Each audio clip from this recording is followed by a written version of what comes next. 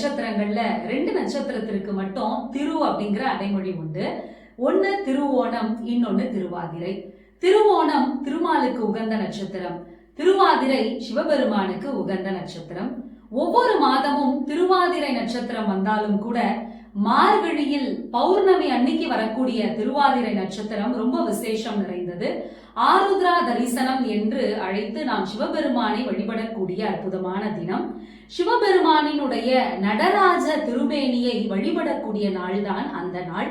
எல்லா சிவன் திருத்தலங்கள்லயும் அந்த நாள் ரொம்ப விசேஷம் நிறைந்ததா இருந்தாலும் தில்லையில 10 நாட்கள் பெருவிழாவாக அந்த திருவிழா நடைபெறும்.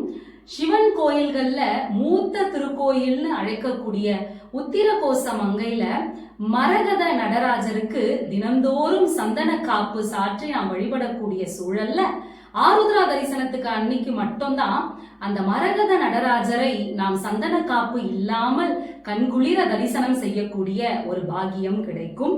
பதஞ்சலி முனிவருக்கும் வியாக்கரபாத முனிவருக்கும் நடனத்தை சிவபெருமான் காட்டி அருளிய தினம்தான் அன்றைய தினம்.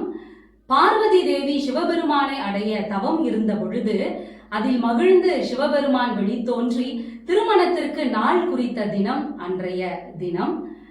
மாணிக்க வாசகர் திருவெம்பாவையை நிறைவு செய்த அற்புதமான தினம். ஜனவரி 3ஆம் தேதி வரக்கூடிய இந்த ஆருத்ரா தரிசனத்தன்னைக்கு சிவபெருமானை வழிபட நமக்கு எல்லா அருளும் கிடைக்கும்.